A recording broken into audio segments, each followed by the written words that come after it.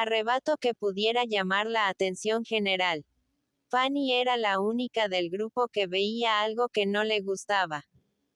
Ya desde el día que pararon en Southerton no podía ver a Henry con cualquiera de las dos hermanas sin reparo. Y si su confianza en el propio criterio hubiese sido igual a la aplicación que daba al mismo en todo lo demás, si hubiera tenido la seguridad de que estaba viendo claro y juzgando cándidamente, tal vez habría comunicado algunas cosas importantes a su confidente habitual. Pero, como no era así, solo se permitía aventurar alguna insinuación. Insinuación que, por lo demás, caía en el vacío. Me sorprende bastante, dijo una vez, que Mr. Crawford haya vuelto tan pronto, después de haber pasado ya tanto tiempo aquí. Nada menos que 7 semanas. Pues yo tenía entendido que le gustaba tanto la variación y trasladarse continuamente de un lado para otro, que me figuré que algo habría de mantenerle distanciado desde el momento en que partió. Está acostumbrado a otros lugares mucho más divertidos que Mansfield. Esto de ahora habla en su favor, contestó Edmund. Y afirmaría que satisface no poco a su hermana. A ella no le gustan sus hábitos tan poco estables. Cuanto le miman Miss Pri. Más. Sí, tiene el carácter que agrada a las mujeres. La señora Grant, me parece, sospecha que siente alguna inclinación por Julia. Yo nunca he apreciado síntoma alguno que pueda dar pie a esta suposición, pero desearía que fuese así. Henry no tiene más defectos que los que desaparecerían con un enamoramiento formal. Si María no estuviese prometida, dijo Fanny, prudentemente. A veces casi llegaría a pensar que él siente más admiración por ella que por Julia. Lo que tal vez sea una prueba de que prefiere a Julia más de lo que tú, Fanny, puedas suponer. Pues a menudo se da el caso que un hombre, antes de decidirse, distinga a la hermana o a la amiga íntima de la mujer que ocupa su mente más que a ella misma. Demasiado buen sentido tiene Crawford para permanecer aquí si corriera algún peligro de enamorarse de María. Y ella no me inspira ningún temor, después de la prueba que ha dado de que sus sentimientos no son fuertes. Fanny se dijo que estaría equivocada y se propuso pensar de otro modo en lo sucesivo. Pero, no obstante todo lo que podía hacer su sumisión a Edmund, a pesar de todo el concurso de insinuaciones y miradas de inteligencia que eventualmente sorprendía en los demás y que, al parecer, querían significar que Julia era la elegida de Mr. Crawford, no siempre sabía qué pensar. Una noche pudo enterarse de las ilusiones de tía Norris sobre este particular, así como de sus sentimientos y de los de la señora Rushworth sobre un punto muy similar, y no pudo menos de asombrarse mientras escuchaba.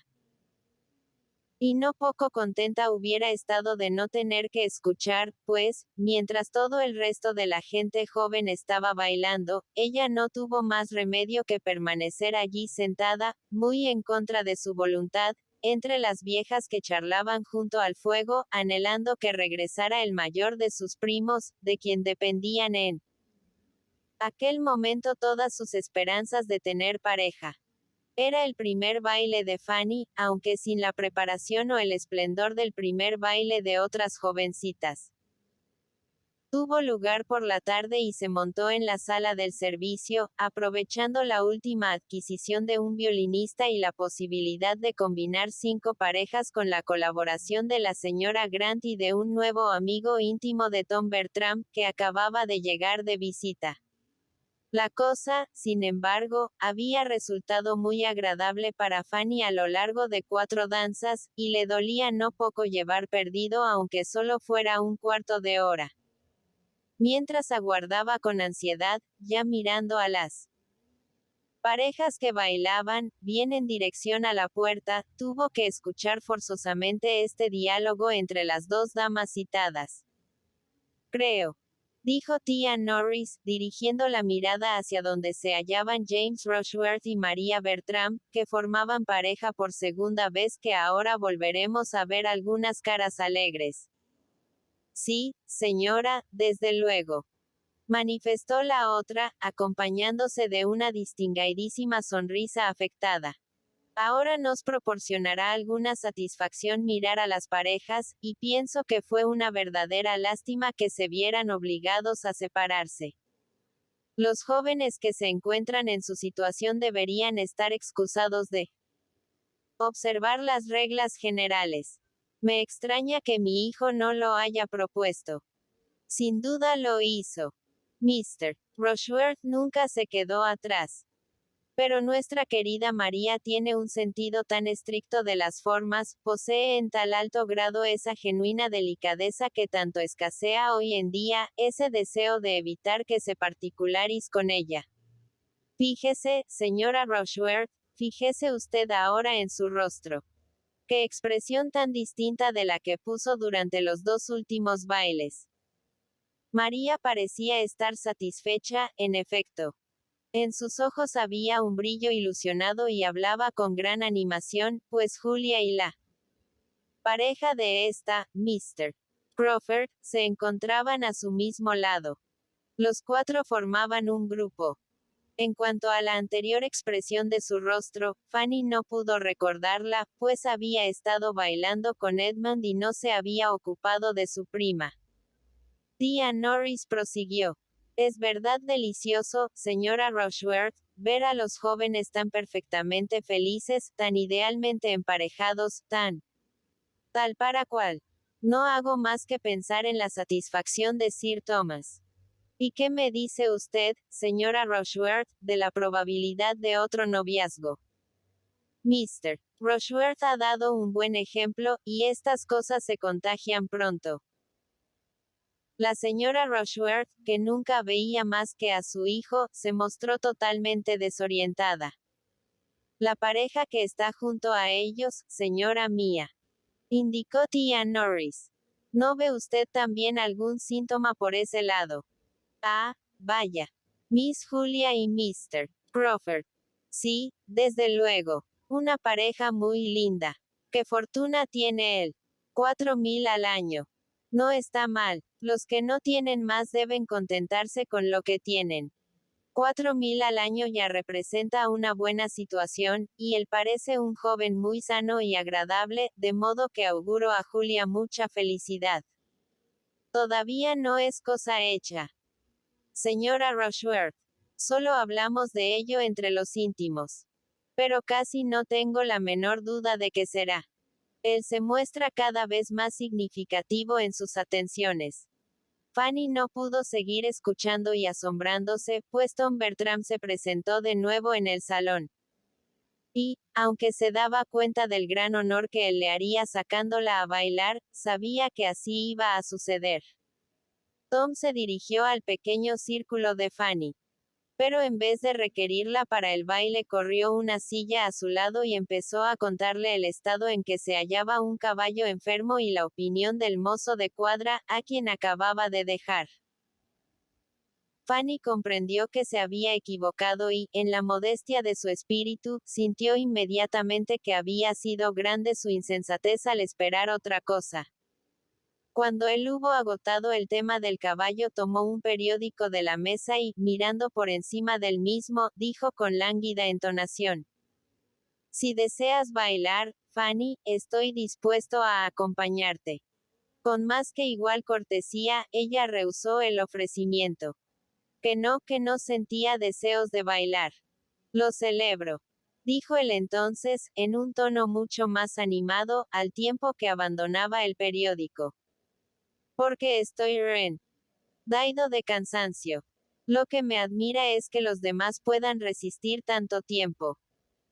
Tendrían que estar enamorados para hallar diversión en una chifladura como esta. Y lo están, sin duda alguna. Si te fijas, verás que aquí todas las parejas son de enamorados.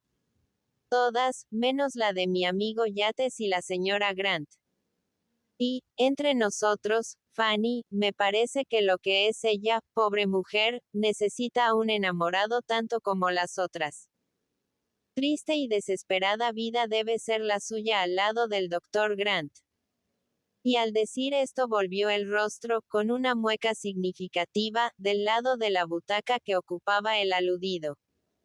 Pero, como descubrí que estaba a su lado, se vio en la imperiosa necesidad de recurrir a un cambio de expresión y de tema tan brusco, que Fanny, a pesar de todo, apenas pudo contener la risa. Vaya cosas raras ocurren en América, doctor Grant. ¿Cuál es su opinión? Siempre recurro a usted para saber a qué atenerme en las cuestiones públicas. Mi querido Tom, díjole su tía, hablando en voz alta, unos momentos después. Como no bailas, supongo que no tendrás inconveniente en unirte a nosotros para jugar una partida, ¿verdad? Dejó su asiento y, aproximándose a él para dar más fuerza persuasiva a su proposición, añadió. En un susurro. Conviene formar una mesa para la señora Rushworth, ¿comprendes? Tu madre lo desea muchísimo, pero casi no dispone de tiempo para jugar ella, debido al fleco que está confeccionando. Ahora bien, entre tú, yo y el doctor Grant seremos bastantes. Y, aunque nosotros solo jugamos a media corona, ten en cuenta que debes hacer las apuestas de media guinea jugando con él. Aceptaría con muchísimo gusto. Replicó él en voz alta, al tiempo que se ponía en pie con presteza. Sería para mí un gran placer. Pero en este mismo instante me disponía a bailar. Vamos, Fanny. Agregó, tomando a su prima de la mano. No pierdas más tiempo, o empezaremos cuando el baile ya habrá terminado. Fanny se dejó llevar de muy buena gana, aunque le era imposible sentirse muy agradecida a su primo o distinguir, como él hizo por cierto, entre el egoísmo de otra persona y el propio.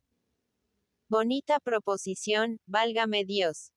Exclamó él, indignado, mientras se alejaban. Intentar coserme a una mesa de cartas por un par de horas con ella y el doctor Grant, que siempre están peleando, y esa vieja pesada que entiende tanto de whisky como de álgebra.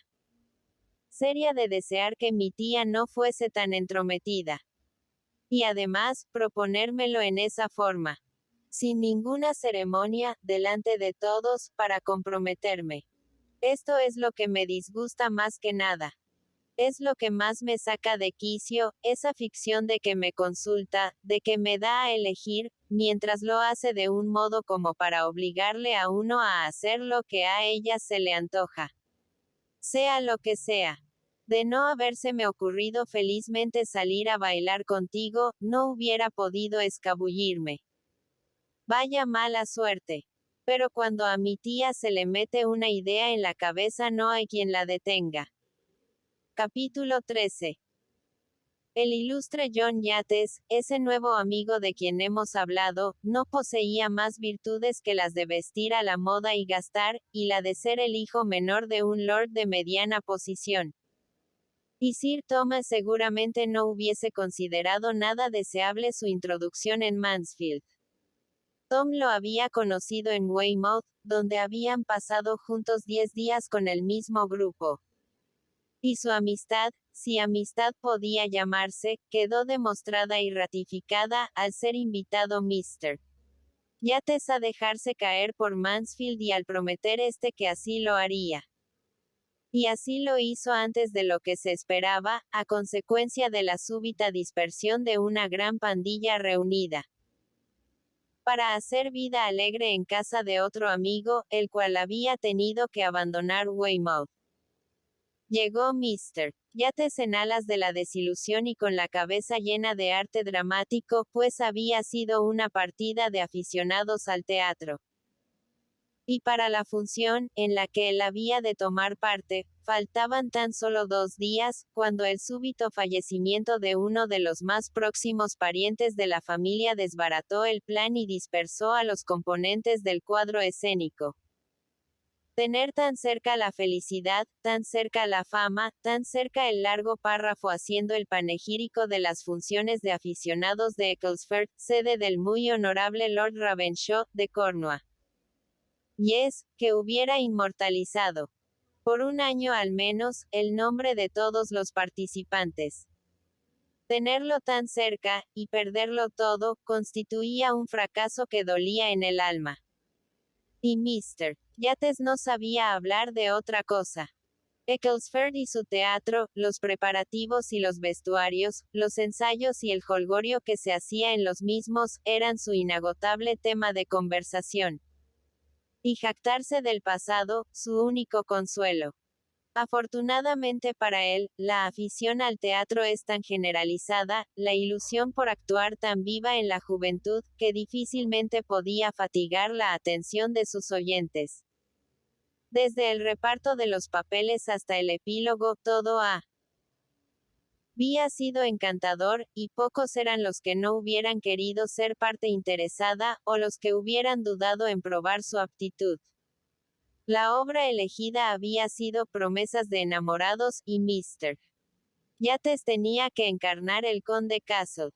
Es un papel insignificante, decía, y nada de mi gusto, de modo que no volvería a aceptarlo otra vez.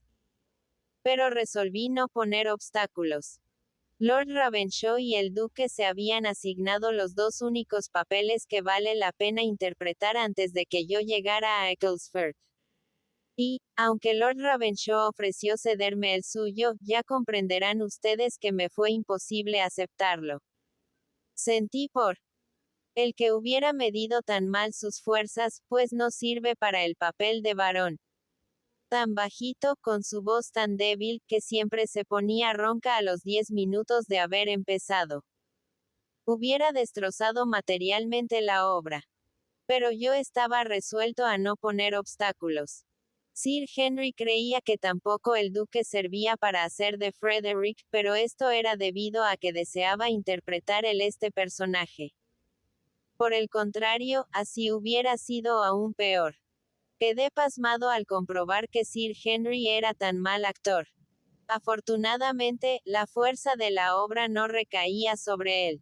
Nuestra Agatha era insuperable, y muchos consideraron que el duque estaba magnífico en su papel. En total, que hubiera sido algo maravilloso. Fue una verdadera lástima, vaya que sí, y sinceramente le compadezco, no hay para menos, eran los amables comentarios del auditorio simpatizante. No vale la pena quejarse por esto.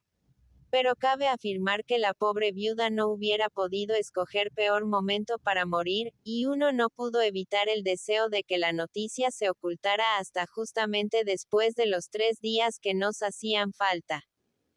Eran 3 días nada más, y por tratarse solo de una abuela, y teniendo en cuenta que aquello se montaba a una distancia de 200 millas, creo que no hubiera sido un mal tan grande. Y alguien lo sugirió, me consta. Pero Lord Ravenshaw, que sin duda es uno de los más correctos hombres de Inglaterra, no quiso siquiera oír hablar de ello. Un entremés en lugar de una comedia, dijo Mr. Bertram. Las promesas de enamorados se terminaron, y Lord y Lady Ravenshaw se quedaron solos interpretando Mi abuela. En fin, él se consolará sin duda con la herencia. Y tal vez, dicho sea entre nosotros, empezaba a inquietarse por su prestigio y sus pulmones en el papel de varón y no le haya sabido mal tener que retirarse. Y para meterme también contigo, Yates, creo que deberíamos montar un pequeño teatro en Mansfield y rogarte que fueras nuestro director escénico. La idea, aunque instantánea, no se extinguió en un instante. Pues en todo se había despertado el deseo de actuar, y en nadie con tanto ímpetu como en él, que era ahora el jefe de la casa, y que, teniendo tantas horas libres como para ver algo de bueno en casi todo aquello que representase una novedad, tenía al propio tiempo un grado de sensibilidad temperamental y afición a la escena que se adaptaba exactamente a la novedad de hacer teatro. Acariciaba la idea una y otra vez. Oh, si se pudiera hacer algo semejante al teatro y los decorados de Eccles Ford. El deseo halló eco en las dos hermanas. Y Henry Crawford, que veía en ello un nuevo motivo de fiesta no gustada aún para su completo programa de licencia y diversión, se sumó entusiásticamente a la idea. En estos momentos, dijo, creo que sería capaz de hacer el payaso lo bastante para encargarme de cualquier interpretación, de cualquiera de los personajes que han creado los dramaturgos, desde Shylock o Ricardo III hasta el héroe cantante de una farsa, con su traje escarlata y sombrero de candil. Me siento con ánimos para hacer cualquier cosa, para hacerlo todo, para declamar o rugir, para suspirar o cabriolar, en cual tragedia o comedia escritas en lengua inglesa. El caso es hacer algo. Aunque solo sea una media representación. Un acto. Una escena. Que podría impedirlo. No esos rostros, estoy seguro. Mirando a las hermanas Bertram. Y en cuanto al teatro, ¿qué significa un teatro? Lo que nos proponemos es divertirnos por nuestra cuenta. Cualquier habitación de esta casa sería suficiente. Necesitaremos un telón, dijo Tom Bertram. Unos pocos metros de bayeta verde para un telón, y tal vez nada más. Sí, esto bastará, consideró Mr. Yates. Con solo una cortina que se recoja a un lado, o bien, partida para correrla hacia los extremos, quitando las puertas, y 3 o 4 decorados, tendremos todo lo necesario para un plan así. Tratándose de una simple diversión entre nosotros, no hace falta más. Yo creo que debemos contentarnos con menos. Terció María. No habría tiempo para tanto y surgirían otras dificultades. Será preferible que adoptemos el punto de vista de Mr. Crawford, dejando que sea la representación, no el teatro, nuestro objetivo. Muchos fragmentos de nuestras mejores obras teatrales son independientes de la escenografía. Nada, nada, dijo Edmund, que empezaba a escuchar alarmado. No vayamos a hacer las cosas a medias.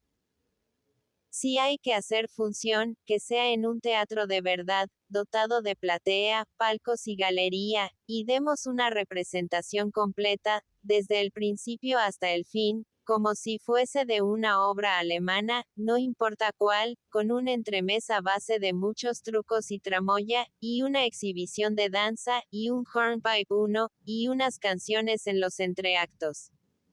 Si no superamos a Ecclesford no haremos nada. Vamos, Edmund, no te pongas antipático, dijo Julia.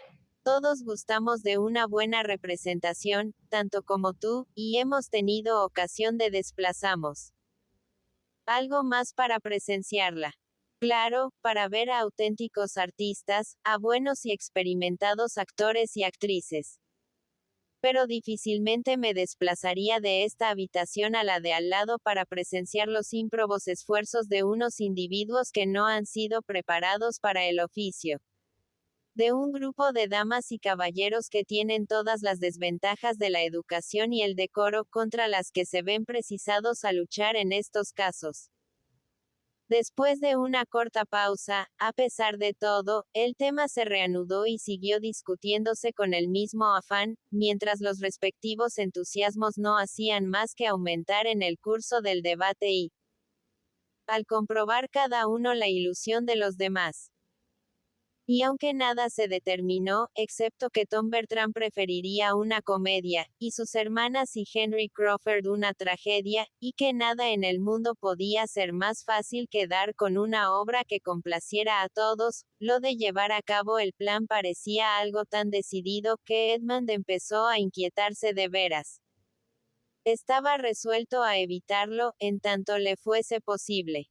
A pesar de que su madre, que igualmente escuchó la conversación sostenida en torno a la mesa, no evidenció el menor síntoma de desaprobación.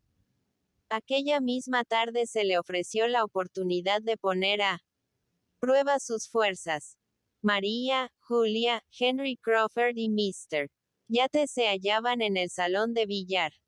Tom los dejó para volver a la sala donde estaba Edmund pensativo, de pie junto a la chimenea, y también Lady Bertram sentada en un sofá a corta distancia, con Fanny a su lado preparándole la labor. Aquel entró diciendo: otra mesa de billar como la nuestra no se podría encontrar, creo yo, sobre un baile predilecto de los marineros ingleses que ejecuta una sola persona. T. La faz del mundo. No puedo resistirla más, y creo que nada podrá tentarme a volver jamás a ella. Pero algo bueno acaban de descubrir.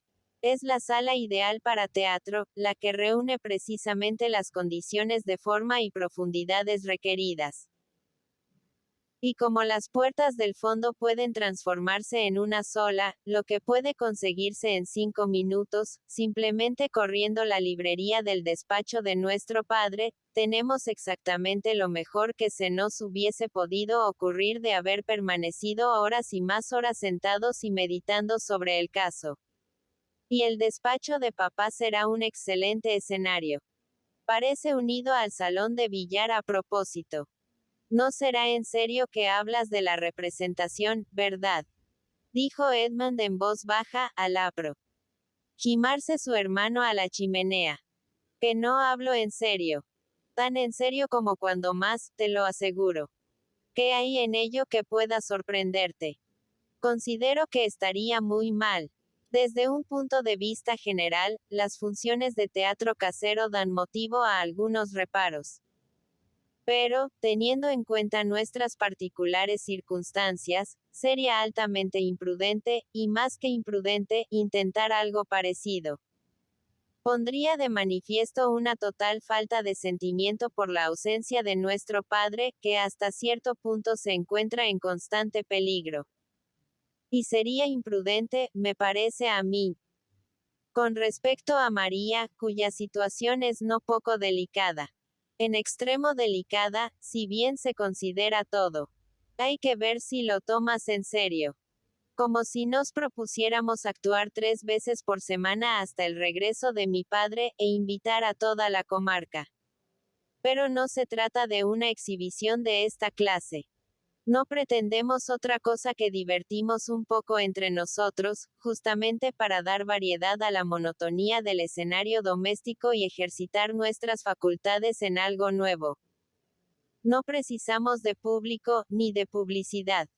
Creo que puede confiarse en nosotros en cuanto a la elección de una obra perfectamente intachable. Y no concibo que pueda haber más daño o peligro en conversar empleando el elegante lenguaje de algún respetable autor que en charlar con un vocabulario de cosecha propia. No tengo temores ni aprensión. Y, en cuanto a lo de que nuestro padre está ausente, es algo que está tan lejos de representar un obstáculo que casi lo considero un motivo. Pues la impaciencia por su retomo tiene que constituir para nuestra madre un período de intensa ansiedad. Y, si nosotros podemos ser el medio que sirva de distracción a su inquietud y conseguimos sostener su ánimo durante las pocas semanas que faltan, creo que habremos empleado muy buen el tiempo, y sin duda papá lo creerá así también. No olvidemos que para ella es este un período de intensa ansiedad. Al decir esto, los dos miraron a su madre. Lady Bertram, hundida en el sofá, cual auténtica representación de la salud, el bienestar, la comodidad y la tranquilidad, estaba precisamente sumiéndose en un dulce sopor, mientras Fanny iba solventando las escasas dificultades de su labor, para ella. Edmund sonrió y meneó la cabeza. Por Júpiter. Esto sí que es un fracaso. Exclamó Tom dejándose caer en una butaca, al tiempo que soltaba una franca carcajada. Vaya, madrecita. Querida, lo que es tu ansiedad. En esto me colé. ¿Qué te pasa? Inquirió Lady Bertram, con la torpe pronunciación de una persona soñolienta. No estaba durmiendo. No, mamá, por Dios. Nadie sospechó tal cosa. Bueno, Edmund. Prosiguió, volviendo al tema, la postura y la entonación anteriores, tan pronto como Lady Bertram empezó de nuevo a dar cabezadas. Pero eso estoy dispuesto a mantenerlo. Puesto que no es ningún mal. No puedo estar de acuerdo contigo. Tengo el pleno convencimiento de que nuestro padre lo desaprobaría rotundamente. Y yo estoy convencido de lo contrario. A nadie le satisface más que a nuestro padre que se ejerciten las facultades de los jóvenes, no hay quien tanto procure fomentarlas. Y por cuanto se relaciona con la buena dicción, la entonación y los gestos declamatorios, creo que siente una verdadera pasión. No dudo de que la alentaba en nosotros cuando chiquillos. ¿Cuántas veces nos hizo recitar versos sobre el cadáver de Julio César y ser o no sen en esta misma sala, para su diversión? Y ten muy presente que he recitado mi nombre era Norval todas las noches de mi vida, a partir de unas vacaciones de Navidad. Aquello era muy distinto. ¿Ves darte cuenta de la diferencia? Nuestro padre quería que nosotros, como escolares, supiéramos hablar y pronunciar correctamente, pero nunca pudo desear que sus hijas ya mayores hicieran teatro. Su sentido del decoro es estricto. Todo esto ya lo sé, replicó Tom, malhumorado. Conozco a papá tan bien como tú, y ya cuidaré yo de que sus hijas no hagan nada que pueda disgustarle. Ocúpate de tus asuntos, Edmund, que yo ya cuidaré del resto de la familia. Si estás resuelto a hacer función, dijo el perseverante Edmund. Espero que será en un plan muy íntimo y reservado, y creo que no debería intentarse montar un teatro. Sería tomarse unas libertades en casa de nuestro padre, durante su ausencia, que no podrían tener justificación. De todo lo que con esto se relacione me hago yo responsable. Replicó Tom con decidido acento. No habrá perjuicio para su casa. Tengo tanto interés como puedas tenerlo tú en velar por el buen nombre de la casa de nuestro padre. Y en cuanto a esas alteraciones que hace un momento sugerí, eso de retirar una librería o abrir una puerta, o incluso emplear el salón de billar por espacio de una semana sin que sea precisamente para jugar al billar en él, podrías igualmente suponer que pondría objeción a que hagamos más uso de esta sala y menos del comedor auxiliar, donde solíamos reunimos habitualmente para charlar antes de que se fuera, o a que el piano de mis hermanas se traslade continuamente de un lado para otro. Totalmente absurdo. Pero este cambio, aunque no fuera inoportuno como tal, sería inoportuno por el gasto que supone. Claro, como que el gasto de una empresa así sería fenomenal. ¿Acaso suponga un desembolso de 20 libras, nada menos? Que hay que montar algo parecido a un teatro es indudable, pero se hará en el plan más sencillo. Una cortina verde, algo de obra de carpintería. Y nada más.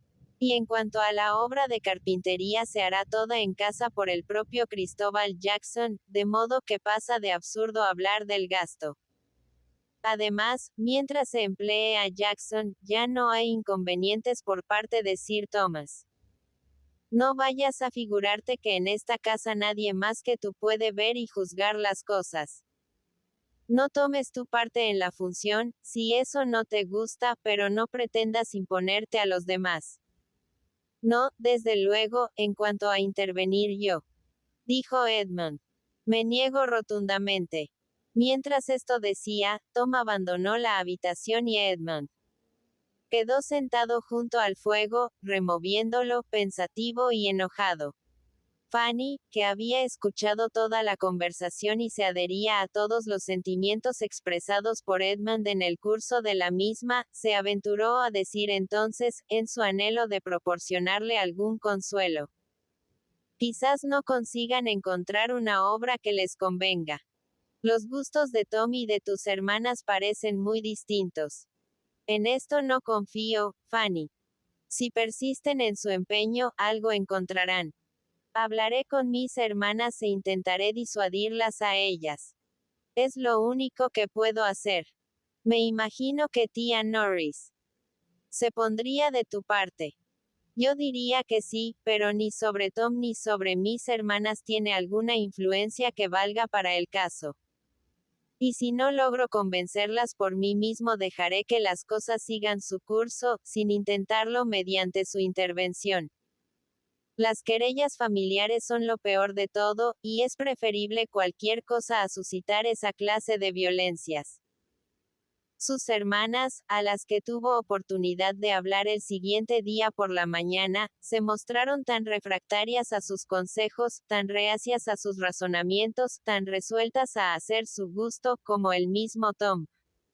Adujeron que su madre no ponía el menor reparo al plan y que no habían de temer en absoluto la desaprobación de su padre, que no podía haber dañado en algo que se había visto en tantas familias respetables, con la intervención de tantas damas dignas de toda consideración, y que tenía que ser una escrupulosidad rayana en la locura la que pudiese ver algo censurable en un plan como el suyo, que comprendía solo a hermanos y hermanas y algunos amigos íntimos, y del que jamás se hablaría fuera de su propio círculo. Julia no ocultó cierta tendencia a admitir que la situación de María requería que procediese con especial cuidado y prudencia, si bien esto no podía hacerse extensivo a ella. Ella gozaba de absoluta libertad. Y María puso claramente de manifiesto que su compromiso no hacía más que elevarla muy por encima de toda cohibición, y que se viera menos obligada que Julia a consultar al padre o a la madre.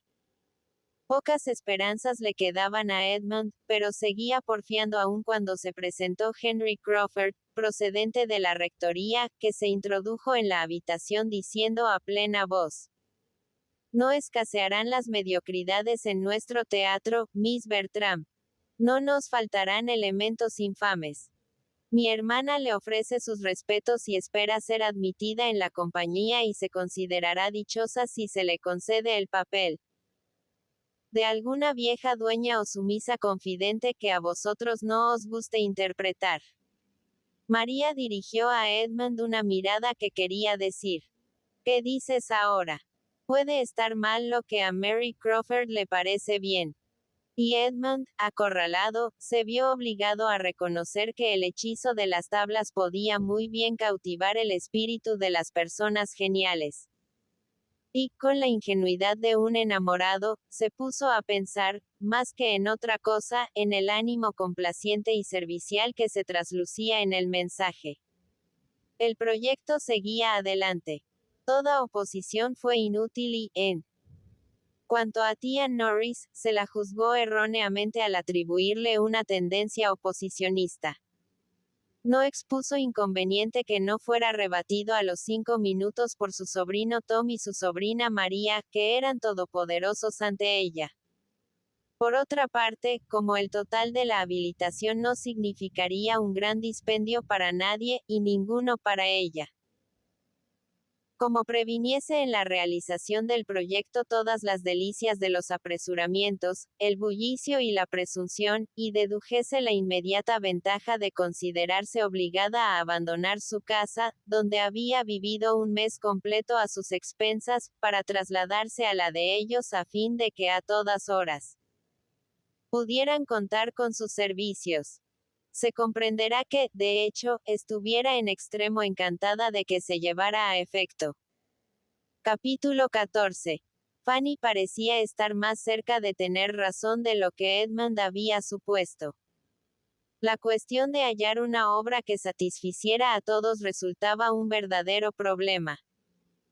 Y el carpintero ya había recibido el encargo y tomado sus medidas, ya había puesto de manifiesto y allanado por lo menos 2 colecciones completas de dificultades y, después de demostrar hasta la evidencia la necesidad de una ampliación del proyecto y del presupuesto, había ya puesto manos a la obra, sin que se supiera aún qué drama o comedia se iba a representar. Otros preparativos estaban también en marcha. De Northampton había llegado un enorme rollo de bayeta verde, que tía Norris se encargó de cortar con un ahorro, gracias a sus buenas disposiciones, de 3/4 de yarda enteros y verdaderos, y se estaba ya transformando en una cortina en manos de las sirvientas, pero seguía ignorándose la obra a representar. Y, viendo que así transcurrían 2 o 3 días, Edmund empezó casi a esperar que no llegarían a encontrarla jamás. Había, en realidad, tantos extremos a tener en cuenta, tantas personas que contentar.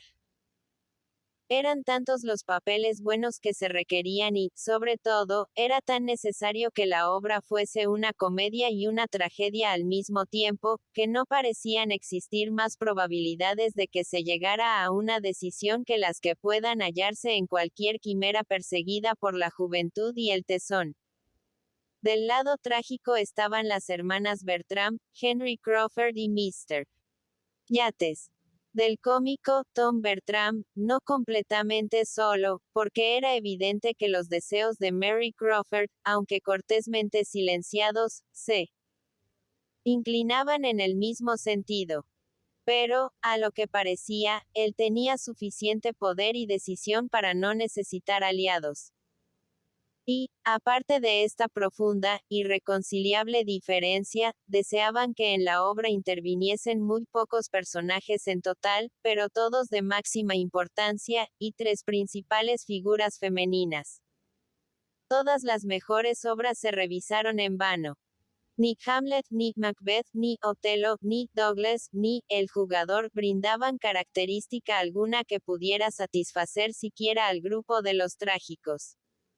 Y los rivales, la escuela del escándalo, la rueda de la fortuna, el heredero legal, y un largo etcétera fueron sucesivamente rechazadas con protestas más calurosas aún. No se proponía obra que no presentara algún inconveniente para alguien, y por un lado y por otro todo era repetir. Oh, no, esta sí que no sirve. Dejémonos de tragedias retumbantes. Demasiados personajes. No hay un papel femenino medianamente aceptable en toda la obra. Cualquier cosa menos eso, querido Tom. Sería imposible completar el reparto. Es de suponer que nadie querría aceptar esta parte. No es más que una pura astracanada desde el principio hasta el fin. Esta serviría, tal vez, si no fuera por los papeles insignificantes. Si he de dar mi opinión, siempre la consideré la obra más insípida del repertorio inglés. Yo no quisiera poner obstáculos. Si puedo seros de alguna utilidad ya me consideraré feliz. Pero creo que no podríamos hacer peor elección. Fanny observaba y oía, no poco divertida al notar el espíritu egoísta que, más o menos encubierto, parecía guiarles a todos, y preguntándose cómo acabaría aquello. Para darse gusto, hubiera podido desear que algo se representase al fin, pues jamás había presenciado ni media función, pues todas las demás consideraciones de mayor importancia se lo impedían. Así nunca acabaremos, dijo al fin Tom Bertram. Estamos perdiendo el tiempo miserablemente. Algo hay que elegir. No importa lo que sea, la cuestión es decidirse. No hemos de ser tan exigentes. Unos cuantos personajes de más no deben arredrarnos. Tenemos que doblarnos. Debemos rebajarnos un poco. Si un papel es insignificante, tanto mayor nuestro mérito al sacarle algún partido. A partir de este momento, yo no he de poner más inconvenientes. Acepto cualquier papel que os parezca bien confiarme, con tal que sea cómico. Que sea cómico es lo único que pongo por condición. Entonces, por 5ª vez apro. Gimadamente propuso, el heredero legal mostrándose solo irresoluto en cuanto a si preferiría reservarse el papel de Lord Duberly o el de Dr. Pangloss, e intentando muy en serio, pero con muy poco éxito, convencer a los demás de que había algunos personajes magníficamente dramáticos entre los restantes que integraban la farsa. El silencio que siguió a este infructuoso esfuerzo lo interrumpió el propio Tom. Acababa de coger uno de los varios tomos esparcidos sobre la mesa y, dándole vuelta, exclamó de pronto: Promesas de enamorados. ¿Y por qué promesas de enamorados no habría de servir? Ross a nosotros lo mismo que a los Ravenshaw. Como no se nos había ocurrido antes. Algo me dice que es exactamente lo que nos conviene. ¿Qué os parece? Hay dos principales papeles trágicos para Yates y Mr. Crawford, y el mayordomo poetastro para mí. Si nadie más lo quiere. Es un papel insignificante, pero de características que no me disgustan. Y, como dije antes, estoy dispuesto a hacer lo que sea, y lo que pueda. En cuanto al resto de personajes masculinos, no ofrecen dificultades. Podrá interpretarlos cualquiera. No son más que el conde Castle y Anhalt. La idea fue bien acogida por todos en general. Todos empezaban a cansarse de tanta indecisión, y unánimemente coincidieron en apreciar que nada se había propuesto anteriormente que se ajustara tanto a las respectivas exigencias. Mr. Yates quedó especialmente complacido. Había estado suspirando y muriéndose por encamar el personaje de varón en Ecclesford. Había envidiado todas las peroratas retumbantes a cargo de Lord Ravenshaw, teniendo que conformarse con recitarlas para sí en la soledad de su habitación. La furia del barón Wildenheim marcaba el cenit de su ambición interpretativa. Y, con la ventaja de saber ya de memoria la mitad de las escenas, se ofreció en el acto para encargarse del papel. Aunque para hacerle justicia deberemos añadir, sin embargo, que no se decidió. Pues, recordando que también Frederick tenía que declamar a gritos en algunas escenas, sintió igual entusiasmo por este personaje. Henry Crawford se brindó para cualquiera de los dos. En cuanto Mr. Yates se decidiese por uno, él aceptaría el otro con mucho gusto. Ello dio lugar a un breve intercambio de cumplidos. Miss Bertram, o sea la mayor de las dos hermanas, que tenía puesto todo su interés en interpretar el papel de Agatha, decidió resolver ella la cuestión. A tal fin, hizo observar a Mr. Yates que era aquel un caso en que la estatura y la figura debían tenerse muy en cuenta y que, siendo él el más alto, parecía lo más adecuado que interpretase el papel de varón. Todos reconocieron que tenía mucha razón, y como los papeles fueron aceptados, respectivamente, por los dos caballeros de acuerdo con su sugerencia, ella se aseguró al Frederick que le interesaba. 3 de los papeles estaban ya repartidos, sin contar a Mr. Rushworth, por quien siempre contestaba María en el sentido de que aceptaría lo que fuese con mucho gusto. Pero Julia, que quería para sí, lo mismo que su hermana, el papel de Agatha, empezó a mostrarse escrupulosa por cuenta de Miss Crawford. Esto no es portarse bien con los ausentes. Dijo. Aquí no hay bastantes personajes femeninos. Amelia y Agatha no están mal para María y para mí, pero no queda nada para su hermana, Mr. Crawford. Mr. Crawford hubiera deseado que nadie pensara en eso. Estaba completamente seguro de que su hermana no tenía el menor empeño en hacer función, prestándose con mucho gusto a ello tan solo si la precisaban, y sabía que en este caso no permitiría que se preocupasen por ella. Tom Bertram, en cambio, se pronunció en el sentido de que el papel de Amelia respondía por todos conceptos a Mary Crawford. Es tan natural como necesario que lo reservemos para ella. Dijo. Puesto que Agatha encaja a cualquiera de mis hermanas. No puede haber sacrificio por parte de estas, pues se trata de un personaje en extremo cómico. A esto siguió un corto silencio. Las dos hermanas estaban impacientes. Cada una de ellas se creía con más derecho sobre la otra para aspirar al papel de Agatha, y cada una esperaba que los demás dieran el empujón que inclinase la balanza a su favor. Henry Crawford, que entretanto había tomado el libro en sus manos y con aparente indiferencia hojeaba. El primer acto pronto decidió la cuestión. Debo rogar a Miss Julia Bertram, dijo, que no se encargue del papel de Agatha, pues haría fracasar toda mi gravedad. Que no debe hacerlo. Volviéndose hacia ella. No podría resistir su rostro cubierto de angustia y palidez. Se me representarían las muchas ocasiones en que nos hemos reído juntos, infaliblemente, y Frederick se vería precisado a huir con su mochila, a todo correr. Cortés, galantemente, fueron pronunciadas estas palabras. Pero la forma quedó absorbida por el fondo en la sensibilidad de Julia. Sorprendió una breve mirada que él dirigió a María, lo que vino a confirmar la ofensa que se le infería. Era un ardid, un truco. Ella quedaba postergada, María era la preferida. La sonrisa de triunfo que María intentaba reprimir era demostración de que quedaba perfectamente entendido. Y antes de que Julia pudiera adquirir el suficiente dominio sobre sí misma para hablar, su hermano acabó de hundirla con sus razonamientos contrarios a ella también. Oh, sí, María tiene que ser nuestra Agatha. María será la mejor Agatha. Aunque a Julia se le antoja que prefiere la tragedia, no me fiaría de ella para el caso. No hay nada de trágico en tomo a su persona. No tiene el aspecto adecuado. Sus facciones no se prestan a expresiones trágicas, y camina demasiado aprisa, y habla demasiado aprisa, y no sabría mantenerse seria. Mejor será que interprete la vieja campesina.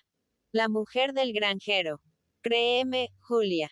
La mujer del granjero es un personaje muy simpático, te lo aseguro.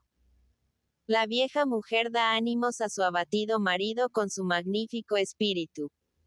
Tienes que ser la mujer del granjero. La mujer del granjero, exclamó Mr. Yates. ¿Qué estás diciendo? El papel más vulgar, más despreciable, más insignificante. El más gris. Sin una intervención aceptable en toda la obra. Hacer esto tu hermana. Es un insulto proponérselo. En Ecclesfield lo dejamos para el ama de llaves. Todos convinimos en que no podíamos ofrecerlo a nadie más. Un poco más de justicia, señor empresario, por favor. No mereces ostentar el cargo, si no sabes apreciar un poco mejor los talentos de tu compañía.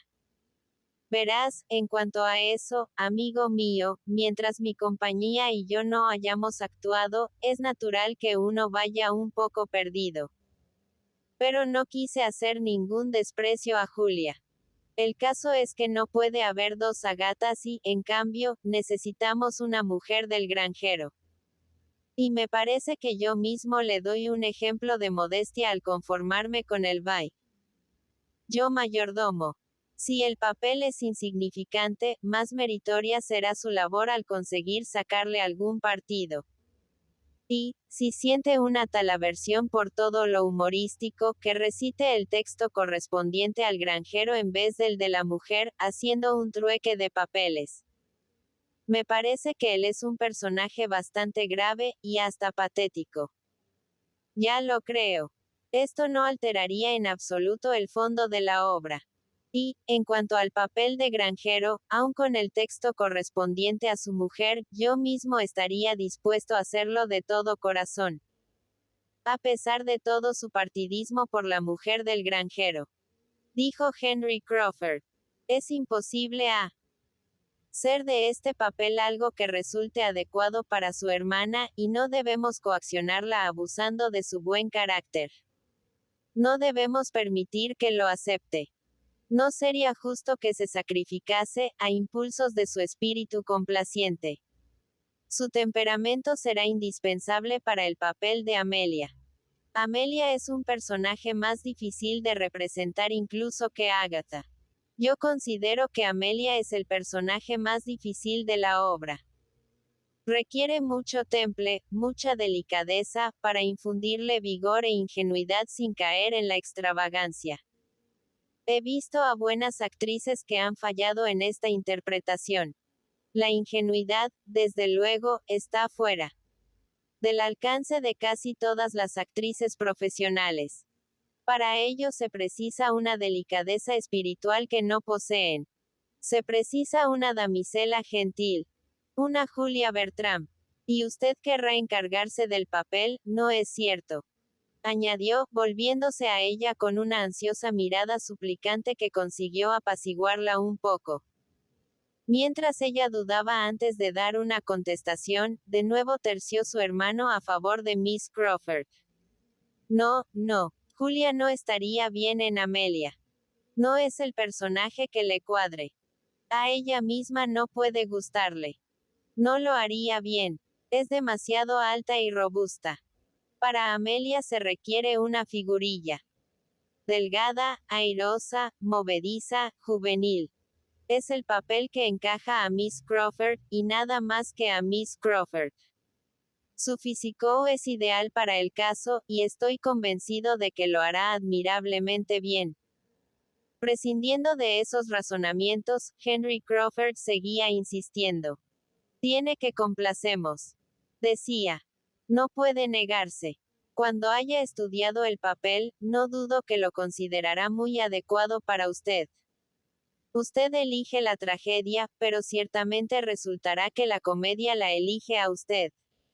Tendrá que visitarme en el calabozo, con una cesta de provisiones. ¿Se negará usted a hacer una visita a este pobre prisionero? Ya me estoy imaginando que la veo llegar con su cesta.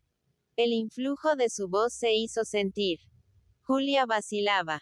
Pero, ¿y si lo único que él se proponía era halagarla y apaciguarla y que pasara por alto su reciente afrenta? No se fió. El feo había sido terminante. ¿Acaso ahora no hacía más que completar su pérfida jugarreta?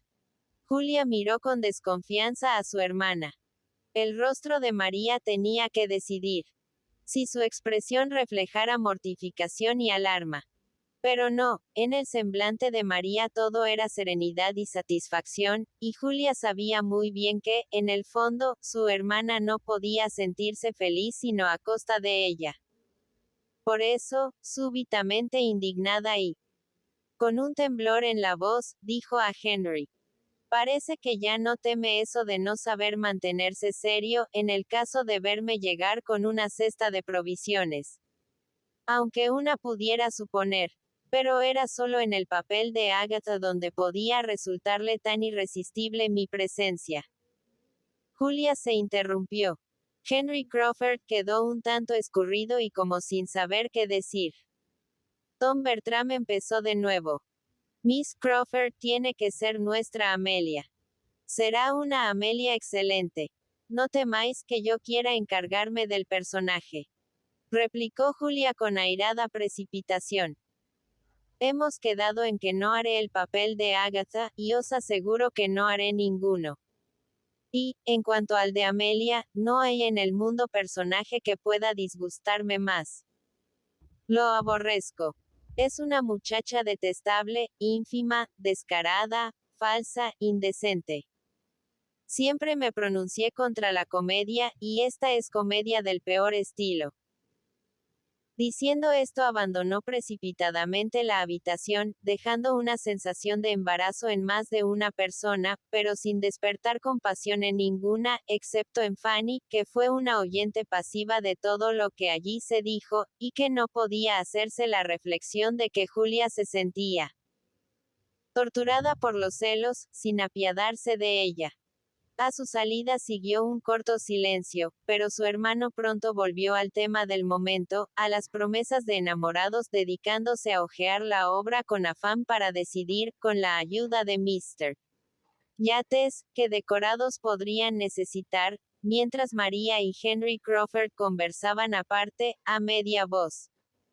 Y la manifestación con que ella inició el diálogo, afirmando que le cedería el papel a Julia con mucho gusto, se lo aseguro. Pero, aunque es probable que yo lo haga muy mal, estoy convencida de que ella lo haría peor, estaba cosechando sin duda todas las galanterías a que aspiró. Así llevaban ya bastante tiempo, cuando la desintegración del grupo fue completada por Tom Bertram y Mr. Yates, que juntos abandonaron la habitación para estudiar mejor el caso sobre el terreno, o sea en la sala que ahora empezaban a denominar el teatro, y por María Bertram, que decidió llegarse personalmente a la rectoría para ofrecer el papel de Amelia a Miss Crawford. Y Fanny quedó sola. El primer uso que hizo de su soledad fue tomar el libro que habían dejado sobre la mesa y enterarse del contenido de la obra. Tenía despierta la curiosidad, y sus ojos recorrieron el texto con afán solo contenido a intervalos por su asombro de que hubiesen podido elegir aquello para el caso. De que se hubiese tenido la osadía de proponerlo y aceptarlo para un teatro casero. Agatha y Amelia le parecieron, cada una en su estilo, unos personajes tan sumamente impropios para una representación en la intimidad del hogar. La situación de la una y el lenguaje de la otra tan inadecuados para toda mujer modesta, que se le hizo difícil admitir que sus primas supieran en lo que se estaban empeñando, y deseó de todo corazón que reaccionaran lo antes posible, atendiendo a la protesta de Edmund, a no dudarlo, habría de formular